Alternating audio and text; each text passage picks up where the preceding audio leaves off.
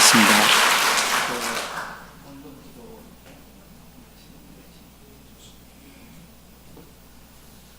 네, 제가 옛날 고명진 목사님 계실 때 다녀간 기억이 있는데 오랜 세월이 지나서 다시 만나 반갑습니다.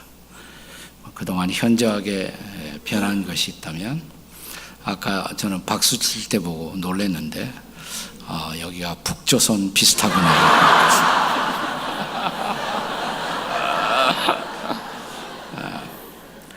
우리 김 목사님께서 아마 군목 출신이라 그동안 전 신자의 군대화가 이루어졌구나. 이런 느낌도 받았습니다.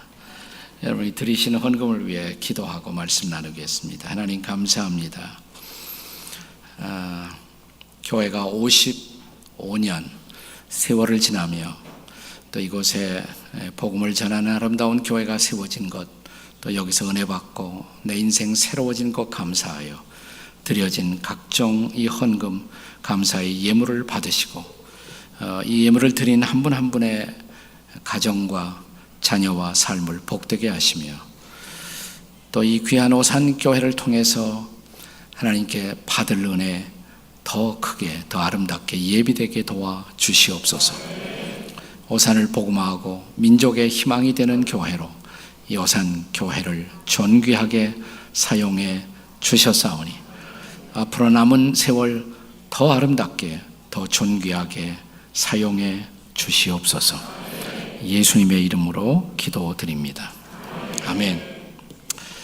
아까 목사님 말씀하신 대로 오늘 밤 요한복음 3장 16절 가지고 말씀을 함께 나누고자 합니다. 아무도 모르는 사람 없잖아요. 여러분 다 외웠잖아요. 요한복음 3장 16절. 그런데 유명한 구절일수록 우리가 잘 안다고 생각하지만 잘 모를 수가 있는 구절입니다. 이 구절이 가진 위대한 하나님의 사랑의 깊이를 같이 오늘 밤에 나누고자 합니다. 옛날에는 우리가 교회 나오면 우리 어린 시절 주일학교 선생님들이 제일 먼저 요한복음 3장 16절을 가르쳐 주는 것으로 우리의 신앙생활을 시작했던 기억이 새롭습니다. 생각나십니까? 옛날 우리가 요한복음 3장 16절 주일학교에서 많이 불렀던 노래, 손가락 가지고 숫자를 헤아리면서 배웠어요. 기억나시나요? 네, 기억하시는 분도 있고 그렇지 못하시는 분도 있을 텐데, 한번 처음 나오신 분도 쉽게 다시 배울 수가 있습니다. 한번 저를 따라서 하시면 돼요. 다 같이 하나님이 세상을 이처럼 그 다음에 사랑하사 독생자를 주셨으니, 옛날엔 이렇게 써요. 누구든지 옆에 가리키면 누구든지, 그 다음에 예수 믿으면 멸망하지 않고 확실하게 해야 돼. 이렇게 목을 잘라야 돼. 멸망하지 않고, 그 다음에 영생을 얻으리로다. 그 다음에 요한복음, 요자 다 같이 요한복음 3장 16절 말씀.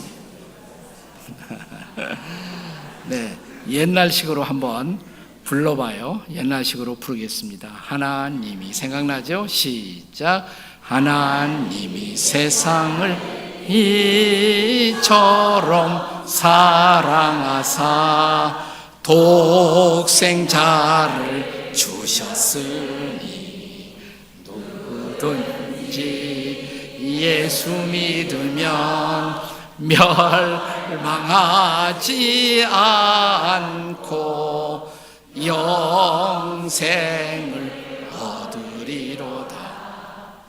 요한복음 3장 16절. 잘했습니다.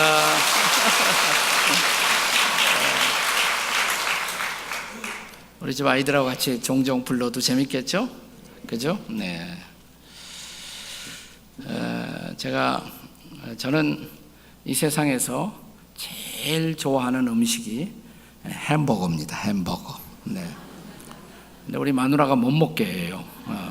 왜냐하면 수년 전 제가 입당을 했습니다. 입당. 그래서 당원이 되었습니다.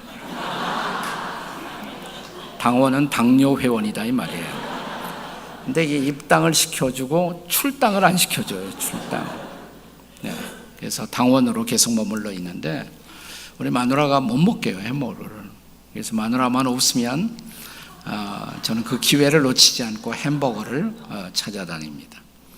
근데 요즘 맥도날드 햄버거가 자꾸 문제가 생겨요. 네. 근데 저 미국의 캘리포니아에 가면 맥도날드 햄버거보다 더 좋은 햄버거가 있어요. 그 햄버거 식당의 이름이 앞에 나온 것처럼 인앤아웃 버거예요. 인앤아웃 버거. 이 식당을 창업한 분이 크리스찬입니다. 근데 이 식당에 들어가면 컵 받침 아래 지금 잘 보시면 거기 뭐라고 써 있어요? 네, John 3:16 요한복음 3장 16절 이렇게 써 있어요. 저는 캘리포니아만 가면 인앤아웃 버거 식당을 찾아갑니다. 그런데 분당에 제가 섬기던 그 지구촌 교회가 있는데 어느 날 제가 분당 교회에서 길을 건너갔어요. 대각선으로 길을 건너가서 거기 식당가가 있는데 골목길에 딱 들어갔더니 커피숍 하나가 새로 났어요. 커피숍. 네, 분당에 있는 커피숍 이름이에요. 뭐라고 썼어요? 요한복음 3장 16절. 얼마나 반가운지. 들어가서 물어보니까 역시나 그 주인이 크리스찬이었습니다. 그리스도인이었습니다. 요한복음 3장 16절. 참 유명하죠? 네. 자, 이거 왜 유명합니까? 왜 이 구절이 어떤 분은 우리가 성경을 다 잃어버려도 요한복음 3장 16절만 존재한다면 기독교는 존재할 수가 있다. 여기 위대하신 하나님의 사랑이 들어있어요. 자, 하나님이 그분이 위대한 사랑의 근원이 되시는 분이죠. 하나님이 그 위대한 사랑의 대상 세상을 정확하게 말하면 세상 사람들이겠죠. 하나님이 세상을 이 위대한 사랑의 크기 입처럼 십자가만큼 이 말이에요. 이처럼 그 다음에 이 위대한 사랑의 선물 사랑하사 독생자를 그 위대한 사랑의 선물이 독생자예요. 외아들. 위대한 사랑의 행동 주셨으니 십자가에 내어주셨어요. 독생자를 내어주셨어요. 위대한 사랑의 통로. 어떻게 위대한 사랑을 경험할 수 있나? 위대한 사랑의 통로. 믿는 자, 믿음이에요. 믿음을 통해서 우리는 위대한 사랑을 경험할 수가 있어요. 자, 그 위대한 사랑의 결과 두 가지가 있는데 소극적인 결과 멸망치 않고 적극적인 결과 영생을 얻게 하려 하십니다. 여기 하나님의 위대한 사랑의 메시지가 이 짤막한 구절 속에 다 들어 있습니다. 근데 이 구절 중에서도 제일 중요한 단어가 어떤 단어일까? 어떤 어린 소년이 부모님이 아무도 예수 안 믿는데 혼자 교회 나오기 시작했어요. 어느 날 아버지가 붙들고 자기 아들이 수상하거든요. 너 요즘 어디 일요일 날이면 다니니? 안 보이는데. 그러다가 정직하게 말했습니다. 저 사실 요즘 교회 나가기 시작했어요. 교회는 왜 나가니? 저 하나님이 저를 사랑하는 것을 깨달았어요. 하나님이 너를 사랑한다고? 하나님이 너를 어떻게 사랑하는데? 이 어린 소년이 대답하기 하나님이요 저를 이처럼 사랑하세요. 이처럼 십자가만큼 요한복음 3장 16절에 나타난 하나님의 사랑의 핵심은 십자가입니다. 십자가. 저는 오늘 밤 여러분과 함께 요한복음 3장 16절을 근거로 해서 십자가에 나타난 그 사랑을 함께 같이 나누어 생각해 보고자 합니다. 두 가지로 나누어 생각하려고 그래요. 첫째는 이 십자가를 하나님의 관점에서 한번 생각해 보겠습니다. 하나님의 관점, 하나님이 보셨을 때 십자가란 무엇인가? 하나님이 보셨을 때 십자가란 무엇일까? 한마디로 말하면 따라서 하세요. 우리를 사랑하사 독생자를 내어주신 곳. 십자가란 무엇일까? 하나님이 보시기에, 하나님의 관점에서 보았을 때 십자가란 우리를 사랑하사 뭐예요? 독생자를 내어주신 곳입니다. 옆에 사람에게 해보세요. 우리를 사랑하사, 혹은 당신을 사랑하사 독생자를 내어주신 곳입니다. 그 내어주신 곳이 어디예요? 십자가라는 것이에요. 자, 우리 젊은이들도 좀 왔기 때문에 여기 이 말씀을 요한복음 3장 16절을 영어로 읽으면 아주 중요한 단어가 두 가지가 나와요. 동사가 두 가지가 나와요. 네. 첫째 단어는 loved, 우리를 사랑했다. God so loved, 사랑했다는 단어, 사랑하다. 그 다음에 독생자를 주셨으니, 주셨다는 말이 give라는 단어의 과거죠. gave. 사랑하사 주셨다. He, 하나님이에요. 하나님이 loved and He gave. 우리를 사랑해서 주셨어요. 독생자를 주셨어요. 누구를 주셨어요? 독생자, 외아들을 주셨습니다. 하나밖에 없는, 하나님이 딱 한 분 외아들밖에 없어요. 외아들. 그 외아들을 주셨어요. 외아들을 주신 하나님의 사랑, 어떤 사랑일까요? 옛날 저희 선배 부흥 목사님들이 우리에게 많이 들려주던 아름다운 이야기가 있어요. 요즘은 잘 듣지 못하기 때문에 제가 다시 소개하고 싶어요. 어떤 목사님이 아들이 5이 있었어요. 그 목사님에게 친구가 있었어요. 그 친구는 자식이 전혀 없었어요. 두 분이 얘기하다가 자식 없는 목사님이 자식을, 그것도 아들을 5이나 둔 친구 목사님에게 지나가는 말로 농담 삼아 이렇게 얘기했다고 합니다. 자네는 아들이 5이나 되는데 나에게 그 아들 중에 하나만 양자로 주지. 내가 잘 키워봄세.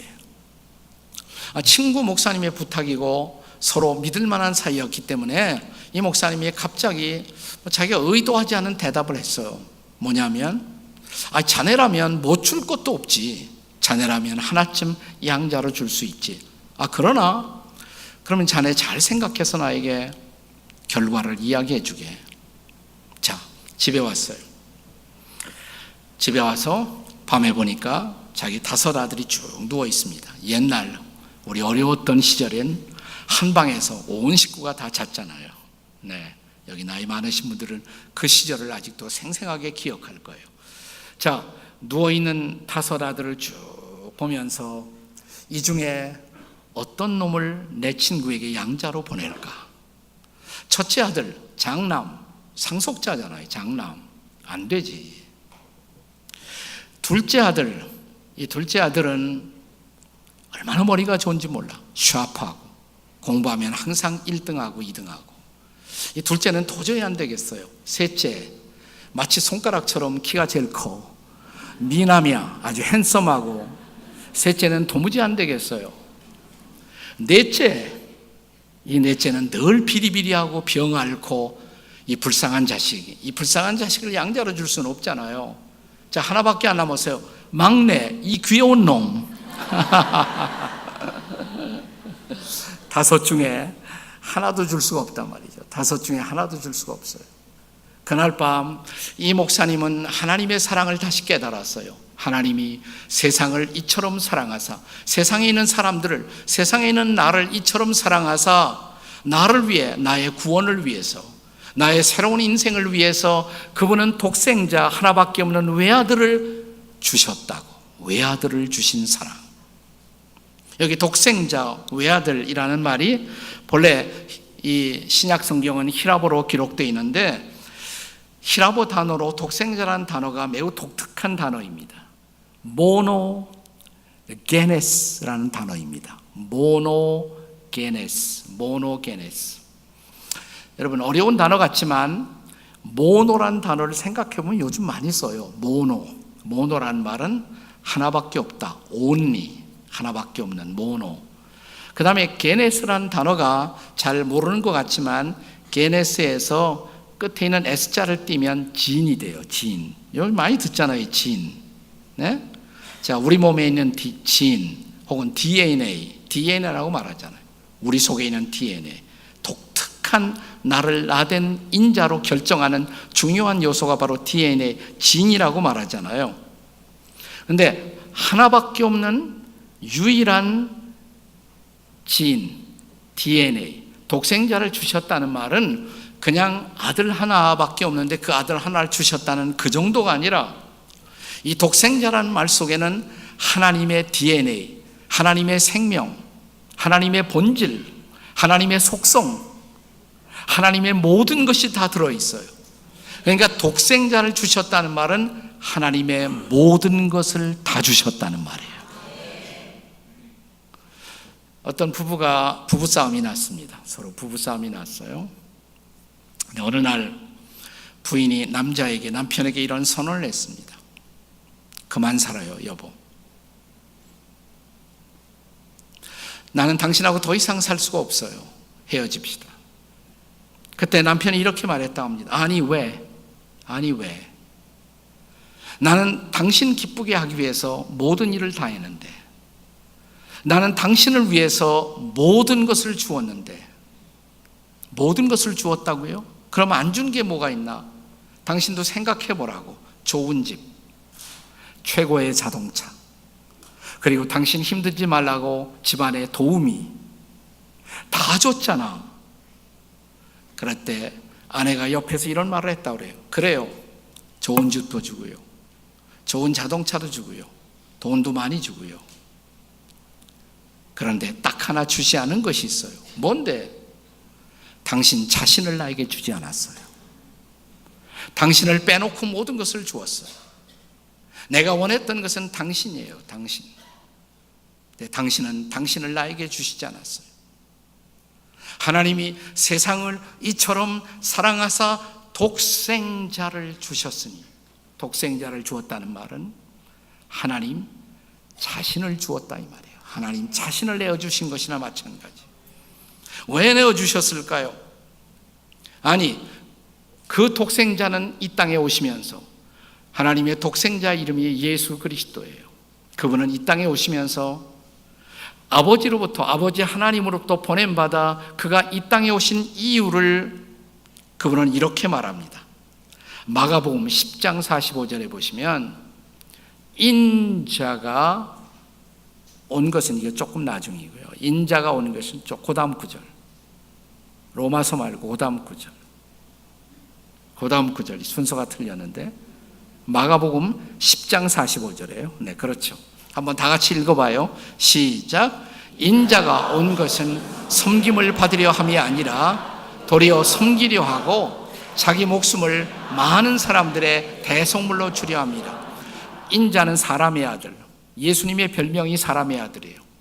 그는 하나님의 아들이신데 사람의 아들이 되어 인자가 되어 이 땅에 온 이유, 섬김을 받으려 함이 아니라 도리어 섬기려 하고 인간을 섬기기 위해서 자기 목숨을 주셨어요. 자, 인자 되신 예수님이 목숨을 어디에서? 십자가에서. 왜 주셨어요? 사람의 대속물로, 대속의 제물로 주셨다 이 말이에요. 대속의 제물로. 대신한 속죄의 제물, 이게 대속물이죠. 대신의 속죄의 제물로. 자, 죄를 범하는 인생은 하나님의 심판을 피할 수가 없어요. 다 심판받아 하나님의 영원한 진노로 우리는 영원한 형벌을 받아 마땅해요. 그래서 있는 모습 그대로 우리는 심판을 피할 수가 없어요. 그런데 예수님이 대속의 제물이 되셨어요.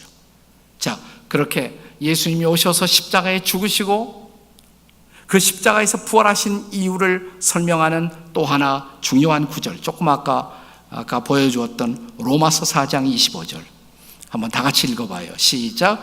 예수는 우리가 범죄한 것 때문에 내어줌이 되고 또한 우리를 의롭다 하시기 위해서 살아나셨습니다. 믿으십니까 여러분? 범죄한 것 때문에 내어줌이 되고, 어디에 내어줬을까요? 십자가에. 우리의 죄를 대신 짊어지고 우리가 받아야 할 심판과 저주를 십자가에서 받으신 거예요. 그러나 그분은 십자가에서 또한 다시 살아나셨어요. 부활하셨어요. 왜? 이제 용서받은 우리가 용서받고 의롭다함을 받고 새로운 인생을 살기 위해서 그분은 십자가에서 부활하신 거예요. 자, 이것이 복음이에요. 이것이 십자가의 복음이에요. 자, 십자가, 하나님이 보시기에 하나님의 관점에서 본 십자가란 도대체 무엇일까? 하나님이 우리를, 저와 여러분을 너무나 사랑하셔서 독생자를 내어주신 곳, 그게 십자가예요. 우리는 그 십자가를 믿는 사람들이에요. 십자가에서 죄사함 받고, 십자가에서 새 생명 얻고, 십자가에서 의롭다함을 받고, 십자가에서 새로운 인생을 출발해요.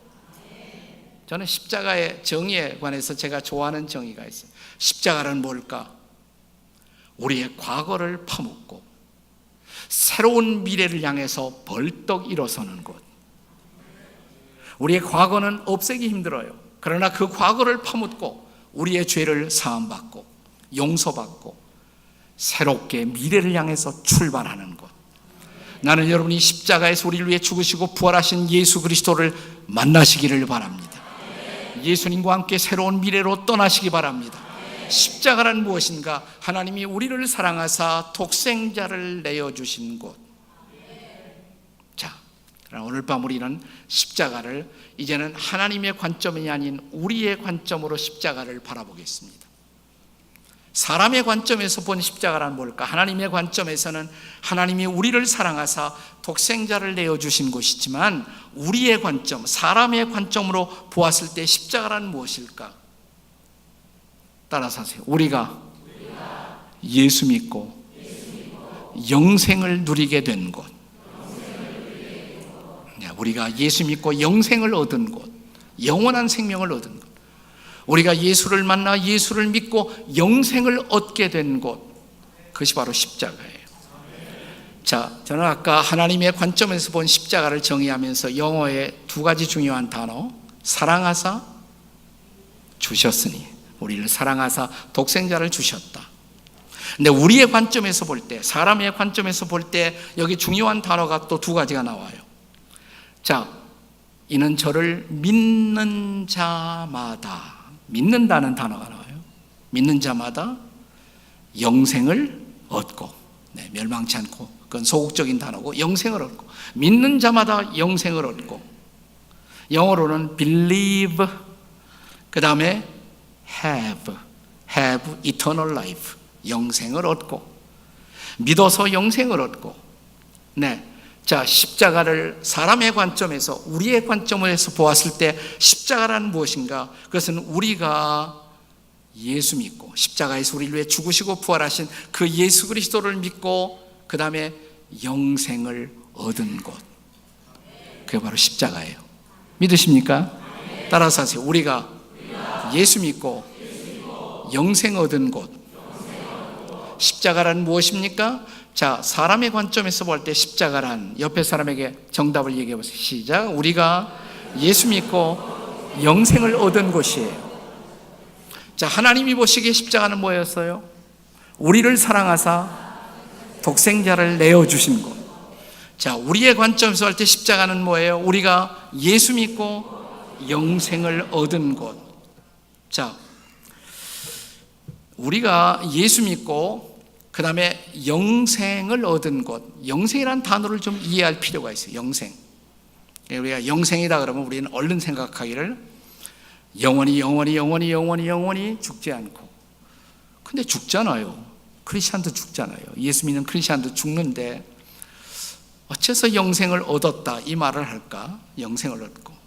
근데 영생이라는 이 단어가 얼마나 중요하고 심오한 단어인가를 여러분이 좀 이해할 필요가 있어요.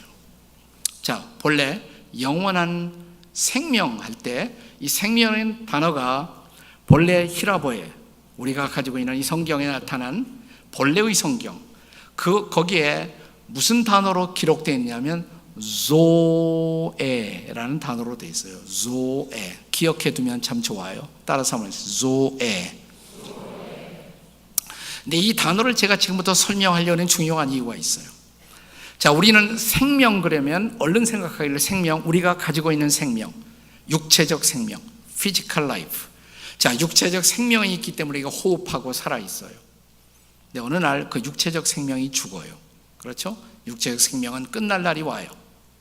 자, 그 육체적 생명을 뜻하는 히라보 단어는, 원문의 단어는 따로 있어요. 조에가 아니야. 그 단어는 뭐라고 부르냐면 bios, bios. 이 비오가 어려운 단어 같지만 S자 띄면 바이오. 요즘 바이오란 단어를 많이 써요, 안 써요? 써요. 바이오에서 바이올로지칼 하면 생물학적인 생명이에요. 생물학적인 생명. 육체적인 생명, 생물학적인 생명. 여기서 영생이라는 것은 비오스가 아니다 이 말이에요. 자, 조에, 다시 조에로 돌아가요. 조에로. 조에는 육체적 생명이 끝나도 계속되는 생명이에요. 자, 육체적 생명은 우리가 죽는 날 끝나요. 끝나도 계속되는 생명이 있어요. 조에. 이 조에는 예수님을 만나고 예수님을 믿는 순간 우리에게 주어지는, 선물로 주어지는 생명이에요. 그러니까 비오스 말고 별도로 우리에게 주어지는 생명이에요. 이 조에를 어떤 학자가 정의하기를, 너무 빨리 다시 올려요. 네. 자, 이 조에를 정의하기를 뭐라고 정의했냐면, 조에는 뭐냐? God kind of life. 하나님 자신의 생명이에요. 조에는 하나님 자신의 생명이에요. 육체적 생명이 아니라 하나님 자신의 질적인 생명. 하나님 자신의 질적, 그 안에는 하나님의 사랑이 들어있고 하나님의 거룩함이 들어있고 하나님의 기쁨이 들어있고, 이런 하나님의 생명, God kind of life. 다시 말하면 이게 영적 생명이에요. 영적 생명. 육체적 생명과 별도로 영적 생명. 이 생명이 조에가 예수를 믿는 순간 우리 안에 선물로 주어지는 것을 믿으시기 바랍니다. 죄의 삭은 사망이요 하나님의 은사는 그리스도 예수 우리 주 안에 있는 영생입니다. 조에. 조에를 선물로 주시는 하나님 믿으십니까? 영적인 생명, 하나님의 기쁨, 하나님의 은혜, 하나님의 사랑, 이 모든 것이 들어있는 생명이 우리에게 선물로 주어진단 말이죠. 예수 믿을 때 이 생명이 주어져요. 그렇다면 그 생명은 우리 안에서 계속 활동해요. 자라나요. 육체적 생명은 날로 쇠하지만 조에는 날로 새로워져요. 그래서 바울은 말하기를, 늙은 바울이 말하기를, 내 겉사람은 날로 후패하지만 내 육체는 날로 낡아져요. 그러나 내 속사람이 바로 조에예요. 조에는 날마다 새로워진다. 믿으십니까? 예, 조에가 늙는 것이 아니에요. 조에는 안 늙어요. 비오스가 늙는 것이지 조에는 안 늙어요. 네, 이것은 날마다 새로워져요. 날마다 하나님을 더 사랑하고 하나님을 향한 감동을 더 느끼고, 이건 조에, 우리 안에 있는 조예요. 영생. 자, 이 영생이 우리에게 선물로 주어지는 놀라운 은혜를 믿으시기 바랍니다. 그런데 예수 믿으면 영생을 얻을 뿐만 아니라 소극적으로 멸망치 않고 영생을.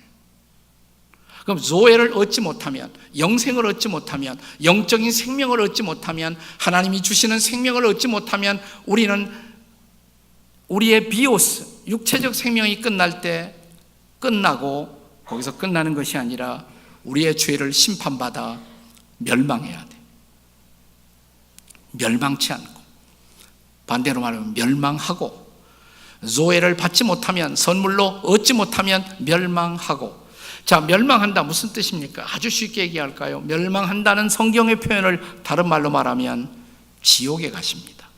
지옥. 심판의 마지막 결과는 지옥이에요. 요즘 우리 지옥 설교를 거의 들어볼 수가 없습니다. 시카고에 가면 시카고 대학이라는 유명한 대학이 있어요.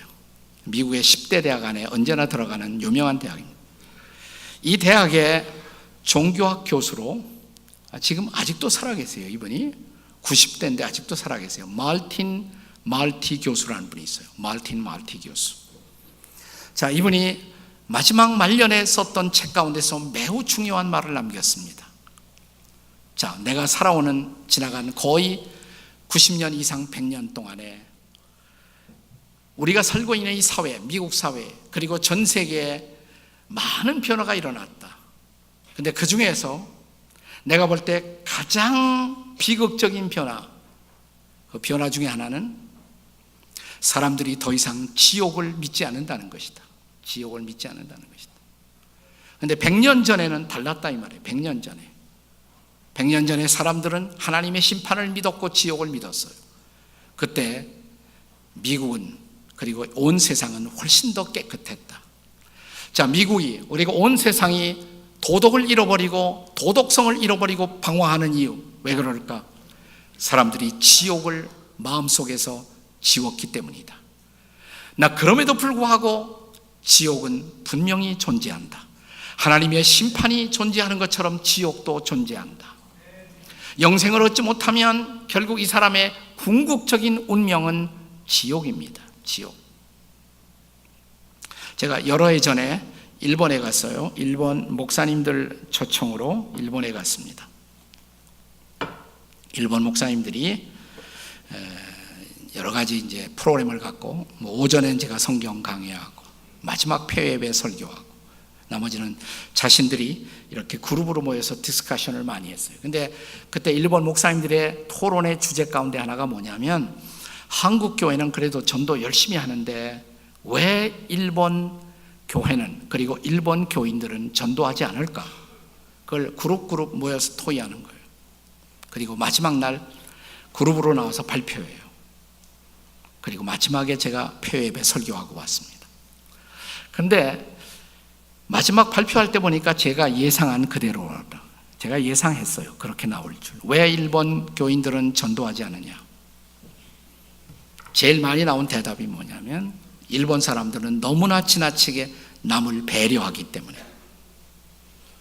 남에게 폐 끼치는 거 제일 싫어한단 말이에요. 일본 사람들. 폐 끼치는 거. 근데 예수 믿으세요, 뭐 이렇게 전도하는 것 그 자체가 남에게 폐를 끼치는 거로, 무례한 것으로 인식되기 때문에 차마 입을 열어 전도한다든지 지나가는 사람을 불러서 말을 한다든지 도저히 이런 것을 못하겠다는 거예요. 예의 때문에, 예절 때문에, 무례하게 보일까 봐, 피해를 끼치지 않기 위해서, 신뢰가 되지 않기 위해서. 제가 마지막 폐회 설교에 저는 일본 목회자들에게 이런 도전을 했습니다. 그때 저희들의 컨퍼런스가 열리고 있던 그 도시가 일본의 제일 마지막 섬, 규슈 섬, 우리나라에서 부산에서 가깝죠. 거기에 벳부라는 온천 도시가 있어요. 요즘 많이들 가십니다. 온천 도시. 여러분도 가신 분이 계실 거예요.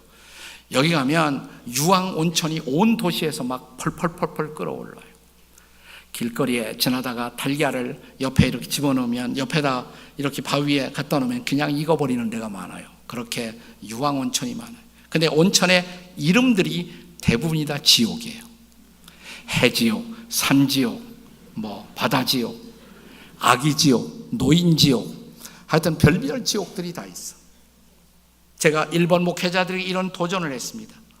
여러분, 그 아까 소그룹 발표 때 보니까 일본 크리스천들이 전도하지 않는 이유, 남에게 피해가 되기 아니에요. 신뢰가 되지 않기 위해서.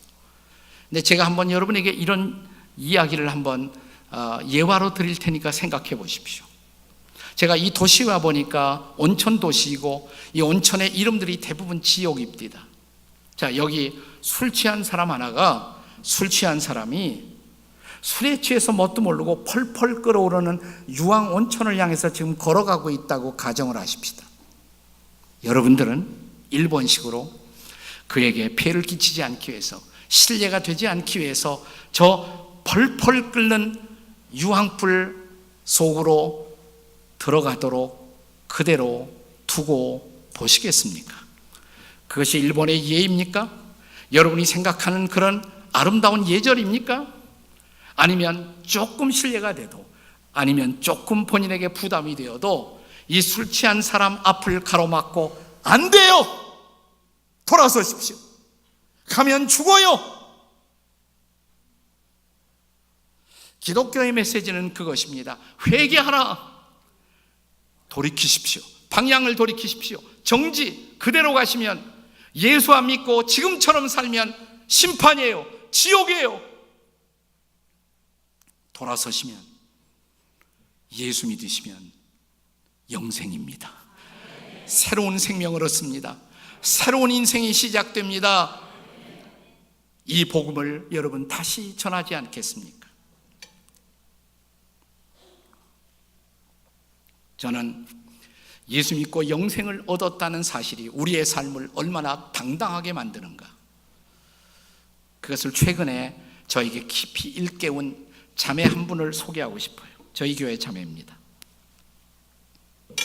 작년 봄 세상을 떠나간 우리 교회 자매입니다. 이 지구촌 교회에서 주일학교, 중등부, 고등부 나오고 대학부 들어갔어요. 서울대학 불문과 들어갔습니다. 졸업했습니다. 그리고 학원 강사가 되었습니다. 명강사가 되었어요. 인기도 많았고 돈도 꽤 벌었습니다. 그 어머님은 저희 교회 여전도사님이셨어요. 여전도사님. 그 아버지는 저희 교회 장로님으로서 저희 교회가 여러 번 교회를 장소를 옮길 때마다 건축 책임자로, 건축 팀장으로 수고를 많이 해주시던 장로님이셨습니다. 그 딸이에요. 딸 유석경이라는 자매예요. 이 딸이에요. 어느 날 이 자매가 전도 폭발 교회에서 하는 훈련 코스에 참여하게 됐어요. 평범한 그냥 예수 믿는 집안의 자식처럼 평범하게 살다가 전도 폭발 훈련을 받았어요. 훈련을 받으면서 깜짝 놀라게 깨달은 사실, 내가 전도를 안 했다. 지금까지 전도를 안 하고 살았다. 그리고 전도가 되는 거예요. 아, 전도가 이렇게 쉬운데, 그리고 전도 받으면 이렇게 사람들이 좋아하고 변하는데 내가 왜 전도 안 했지? 나 이대로 강사만 하고 돈 벌고 살 수는 없다. 한 번도 복음을 들을 기회가 없었던 사람들에게 나 이 복음 전하고 살고 싶다. 갑자기 내가 선교사로 가고 싶다, 이런 생각이 들었어요. 저를 찾아왔어요. 근데 목사님, 제대로 선교하기 위해서는 신학을 하는 것이 좋겠다 생각이 들어서 제가 미국에 가서 신학을 하려고 하는데 어떤 신학교를 목사님 추천하시겠습니까? 제일 좋은 신학교는 항상 제가 다닌 신학교입니다. 그래서 시카고에 있는 트리니티 신학교라고 그것을 추천했어요. 갔어요. 3년이 지났습니다. 자, MDiv 과정 하려면 3년, 4년 걸리는데 거의 끝날 무렵. 근데 신학교 졸업하려면 MDiv 과정을 끝내려면 반드시 목회 실습을 해야 돼요. 목회 실습. 네, 목회 실습은 내가 본교회 가서 하고 싶다. 그리고 당시에 몸이 조금 안 좋은 것을 느꼈어요. 집에 가서 조금 쉬면서 목회 실습 본교회 가서 하고 싶다. 저에게 또 연락이 왔어요. 목사님, 제 본교회에서 실습 전도사로 일할 수 있도록 그렇게 허락해 주실 수가 있습니까? 그렇게 하라고. 나왔어요, 한국에. 그래서 실습 전도사 일을 막 시작하고 얼마 되지 않아서 건강이 안 좋아서 병원에서 진단을 받아봤어요. 근데 뜻밖의 직장암 말기라는 판정을 받았습니다. 직장암 말기. 이 자매가 굉장히 담대한 자매예요. 의사 선생님이 빨리 수술 받으십시오. 수술 안 받으면 큰일 납니다. 제가 수술하면 얼마 사는데요? 물어봤어요. 수술하면 얼마 사는데요? 제가 최소한 1년은 장담할 수 있습니다. 1년 이상. 1년이라고요? 수술하면? 수술 안 하면요, 6개월도 보증할 수 없습니다. 6개월. 그래요? 그 자리에서 됐습니다. 선생님, 저 수술 안 받겠습니다. 제가 이 지상에서 발견한 가장 아름다운 일, 가장 놀라운 일, 저 전도 실컷 하다 갈 거예요. 선생님, 질문 하나 하겠습니다. 참 죄송합니다. 선생님은 지금 이 땅에서 생명이 끊어진다면 천당은 있던가 없던가 둘 중에 하나일 텐데 혹시 있다면 천국 가실 준비 되어 계십니까? 전도한 거예요. 그때부터 전도를 시작했습니다. 만나는 사람마다. 그리고 과거에 학원에서 가르쳤던 학생들 다 만나서 점심 사주고 저녁 사주고 복음을 전하고. 그러니까 이 자매가 소문이 나기 시작했어요. 여기저기에서. 전국의 청년회에서, 대학부에서, 주일학교 교사 그룹에서 이 자매를 초청하기 시작해서 순식간에 명강사가 되었습니다. 그리고 이 자매가 강사로 갔다 오면 청년회가 뒤집어져요. 대학부가 뒤집어져요. 부흥이 일어나요. 놀라운 일들이 생겨요. 자, 긴 얘기를 짧게 말씀을 드리면, 이 자매는 의사가 수술해도 1년 그랬는데 3년을 살았어요. 3년을. 자매가 세상 떠나기 직전에 제가 자매 집으로 방문을 했습니다. 그랬더니 목사님 바쁜데 왜 오셨어요? 저 걱정하지 마세요. 목사님 저요 정말 후회 없이 지나간 3년을 30년처럼 살았어요. 3년을 30년처럼 살았어요. 그리고 제가 만나고 싶은 사람, 전도하고 싶은 사람 다 만나 전도했어요. 저 지금은요 너무너무 예수님 만나고 싶어요. 내가 전도한 거 예수님께 보고하고 싶어요. 그녀의 얼굴은 환희에 차 있었습니다. 무엇이 자매에게 이런 당당함, 직장암과 싸우면서도 이 당당한 패기와 거룩한 고백, 나는 이 자매의 마지막 고백, 세상 떠나기 불과 한 2, 3개월 전에 자매가 했던 긴 영상을 짤막한 3분, 4분으로 줄여보았습니다. 직접 이 자매의 목소리를 들어보시죠.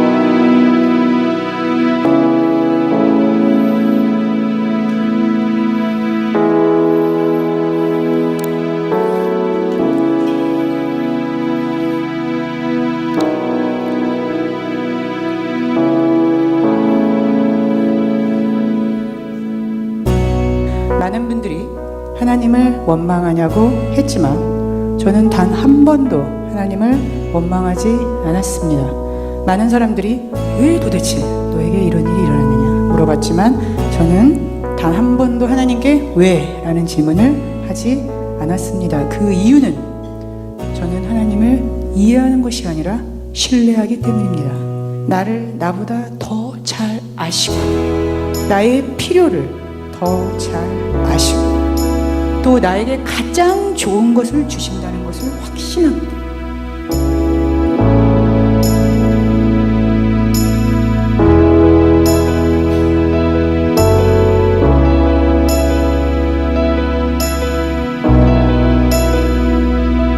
저는 이 고통의 시간을 통해서 복음의 놀라운 능력을 깨달은 것이 저에게 큰 축복이었습니다. 이 죽음의 문턱에서 느끼는 이 평안, 이 행복, 그것을 경험하면서 저는 더욱더 정말 이 세상에서 이 복음만큼 좋은 것은 없구나 라고 확신하게 되었습니다. 어떻게 사람이 곧 죽는다, 그것도 아주 비참하게 아주 고통스럽게 죽는다, 그런 얘기를 듣고도 이렇게 행복하고 이렇게 평안할 수 있을까?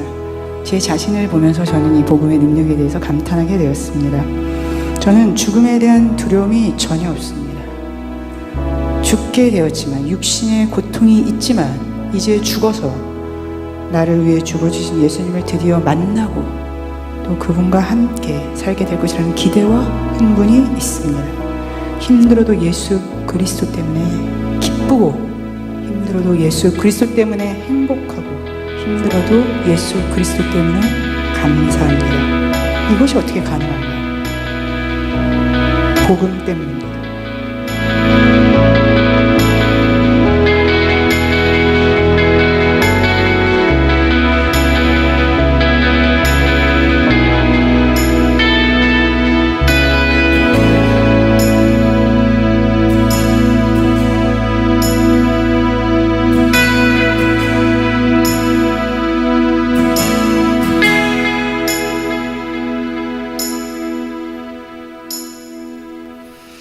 들으셨습니까? 나는 행복하다고, 죽음 앞에서. 나는 죽음이 두렵지 않다고. 우리가 병에서 낫는 것만 기적이 아니에요. 병 앞에서 당당할 수 있는 놀라운 이 고백, 그 안에 있었던 하나님의 조에 영원한 생명이 있었기 때문에. 이 자매가 마지막에 쓴 편지, 고백, 간증을 모아서 출판된 책, 당신은 하나님을 오해했습니다. 지금까지 베스트셀러예요. 크리스찬 베스트셀러로 올라가 있어요. 유석경. 지금도 제 귀에 쟁쟁해요. 찾아갔을 때 목사님 걱정하지 마세요. 저는 후회 없이 살았어요. 후회 없이 전도했어요. 그리고 지금은 너무 예수님 만나고 싶어요. 그녀의 마음속에 역동적으로 움직이고 있었던 하나님의 영생, 영생의 생명, 이것이 비밀입니다. 여러분은 영생을 받으셨습니까? 영생을 누리고 계십니까? 이 영생이 필요하지 않으신가요?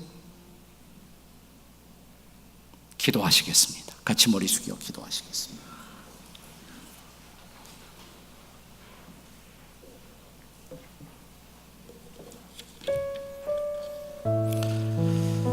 나는 지금 죽어도 천국 갈 수가 있습니다. 하나님 앞에 갈 수가 있습니다. 그 확신하시는 분들 한번 손 들어보세요.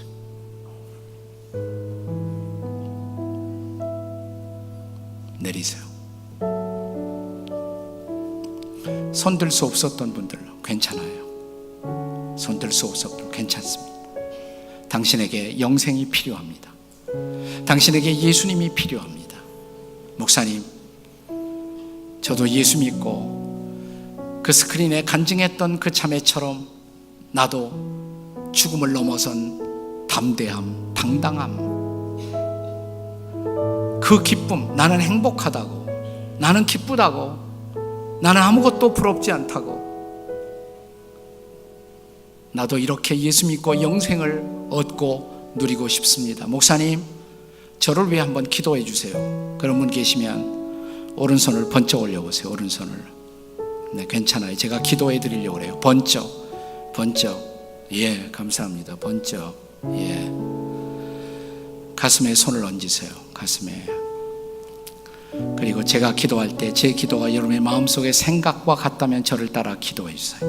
이미 예수 믿고 구원의 확신이 있고 영생 얻은 분들도, 그러나 오늘 처음으로 결심하는 이분들을 돕는 의미에서 함께 저를 따라 기도해 주시기 바랍니다. 하나님 아버지, 저는 죄인입니다. 저를 용서해 주십시오. 하나님, 저를 사랑하십니다. 그래서 예수님 보내주셨습니다. 십자가에 못 박히신 예수님, 저의 죄를 대신 짊어지신 예수님, 십자가에 흘린 피로 저의 죄를 씻어 주십시오. 부활하신 예수님, 살아계신 예수님, 제 마음속에 오십시오.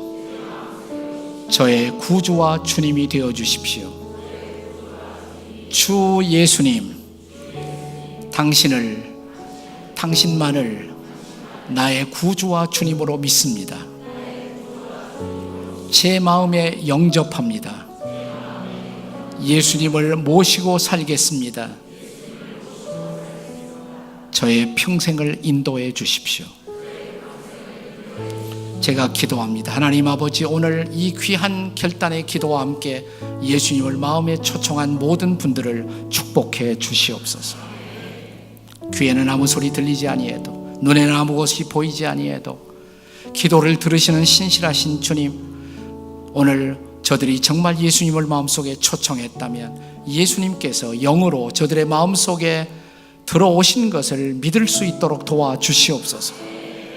예수님을 모시고 예수님과 함께 영생의 선물을 누리며 살아가게 도와주시옵소서. 이제부터 저들의 믿음이 잘 자라갈 수 있도록 도와주시옵소서. 교회 나왔지만, 평생 신앙생활 하지만 여러분 제대로 전도하며 사셨습니까? 여러분이 전도한 사람 몇 사람이나 돼요? 이름이 뭐예요? 어디 있어요? 목사님, 저는 교회 나오지만 예수 믿는다고 하지만 제대로 전도하지 못했습니다. 오늘 유석경 자매의 간증을 들으면서 마음속에 큰 도전이 됩니다. 부끄럽습니다. 전도하겠습니다. 내 사랑하는 사람이, 내 가족이, 이웃이, 친구가 지옥을 향해서 가고 있는데 나는 침묵했습니다. 얄팍한 예절을 생각해서 나는 전도할 생각도 못했습니다. 전도하지 못한 것 부끄럽습니다. 죄송합니다. 그러나 나머지 내 인생을 걸고 전도하며 살겠습니다. 그런 분들 손 번쩍 들어보세요. 한번 자리에서 일어나 보세요. 자리에서 일어나 보세요. 새로운 결단, 내가 전도하며 이웃들을 품고 살아가는 인생을 새롭게 시작하겠습니다. 그런 분들 벌떡 일어나 보세요. 그리고 일어선 채로 통성으로 함께 기도할 때, 하나님, 이제부터 사랑하며 전도하며 살겠습니다. 저를 도와 주시옵소서. 입을 열어 복음을 말하겠습니다. 증거하겠습니다. 도와 주시옵소서. 우리 통성으로 같이 기도하겠습니다. 주님 감사합니다. 이 시간 오셔서 우리의 사랑하는 종들을 축복하시고 저들에게 거룩한 성령으로 기름을 부어 주시옵소서. 우리가 노력해도 애써도 우리의 힘만으로 전도가 불가능하다는 사실을 잘 알고 있습니다. 주여, 이 시간 성령으로 오시고 임하시고 역사하시고 터치하시고 새롭게 하셔서 복음을 전하는 놀라운 삶을 살도록 도와 주시옵소서. 인도해 주시옵소서. 제가 기도하겠습니다. 하나님 아버지, 창립된 지 55주년, 적지 않은 역사, 나 역사만 자랑하는 교회가 아니라 하나님이 여기에 55년 세워주신, 이 공동체를 세워주신 그 이유를 깨닫고 이 교회가 오산을 품고 한국을 품고 이웃을 품고 정말 전도하는 교회가 되게 해 주시옵소서. 우리 담임 목사님, 여러분의 담임 김 목사님 나오셔서 이제 여러분들이 정말 주 앞에 헌신된 전도의 삶을 살아가도록 함께 축복의 기도를, 헌신의 기도를 인도해 주시겠습니다.